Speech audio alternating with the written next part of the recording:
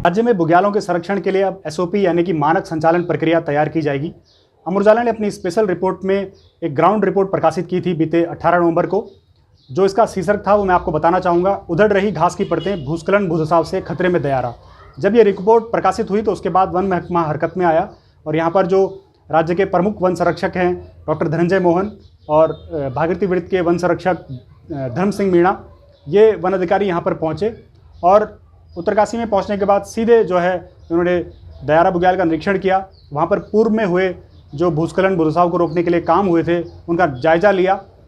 इस दौरान अधिकारियों ने प्रेस वार्ता कर पत्रकारों को बताया कि यहाँ पर जो पूर्व में काम हुए थे वो सही दिशा में बढ़ रहे हैं और उन्हें आगे बढ़ाया जाएगा। इसके साथ साथ जो पूरे दयारा के साथ साथ राज्य में अन्य जो बुग्याल हैं उनके संरक्षण के लिए एक एसओपी तैयार की जाएगी, जिसमें बताया जाएगा कि बुग्यालों को संरक्षण के लिए क्या किया जाए और क्या ना किया जाए।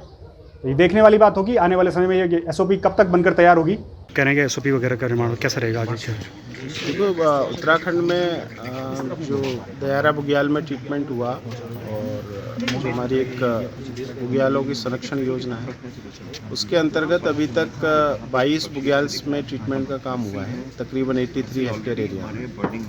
और हम कोशिश कर रहे हैं कि सभी बुग्याल्स के लिए जो वहाँ की विभिन्न दबाव, जैविक दबाव बढ़ रहे हैं उनको कम करने के लिए और संरक्षण के लिए डिटेल्ड एसओपी क्या करना है, क्या नहीं करना है, किस चीज़ को कैसे रेगुलेट करना है, उस पर तैयार करके जल्दी ही एक मैनेजमेंट प्लान बना के सभी डीएफओज को उपलब्ध कराया जाए और उसका क्रियान्वयन भविष्य में किया जाए। पूरे स्टेट में होगा सर ये? पूरे स्टेट के लिए हम बना रहे हैं। इसमें हम बुग्याल्स का एटलस भी तैयार करने हैं पहली बार और बहुत डिटेल्ड एक्सरसाइज चल रही है।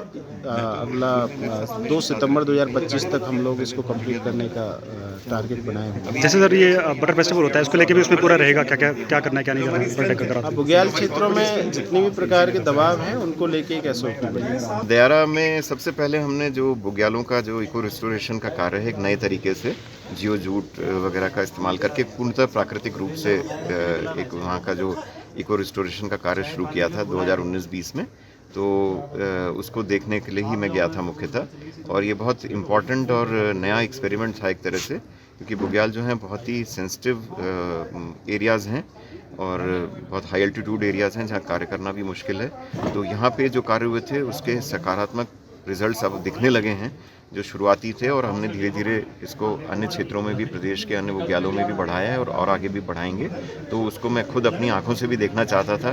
जो हमारे स्थानीय अधिकारी हैं उन्होंने लाके तस्वीरें तो हमेशा दिखाई थी, लेकिन क्योंकि काम एक बड़ा अच्छा कार्य था ये, तो मैं खुद भी देखना चाहता था और इसलिए ये एक महत्वपूर्ण, इसलिए इस विजिट के लिए मैं मुख्यतः आया था। सर आगे किस तरह के कार्य किए जाएंगे? देखिए, इस काम को तो हमको आगे बढ़ाना ही है और साथ में इनमें कुछ हमको छोटे मोटे एक्सपेरिमेंटेशन करके इसकी एफिशिएंसी और बढ़ाने का प्रयास करना है। तो उसके भी कुछ निर्देश दिए गए। तो बाकी और बुग्यालों में जो संरक्षण है, देखिए अभी 2 सितंबर को हमारे माननीय मुख्यमंत्री जी ने 2 सितंबर को बुग्याल दिवस घोषित किया। ये जो हिमालय दिवस जो होता है 9 सितंबर को, उस पूरे हफ्ते की शुरुआत बुग्याल दिवस के की घोषणा से हुई। तो बुग्यालों पे हमारी सरकार का भी बहुत फोकस है और हमारे वन विभाग का तो विशेष तौर पे। तो हम कोशिश कर रहे हैं कि वन विभाग की ओर से बुग्यालों में इको रिस्टोरेशन का कार्य को और बढ़ाया जाए। अगर आप ये वीडियो YouTube पर देख रहे हैं तो हमारे चैनल को सब्सक्राइब करें और बेल आइकन को दबाना ना भूलें। अगर आप Facebook पर ये वीडियो देख रहे हैं तो हमारे पेज को लाइक करें।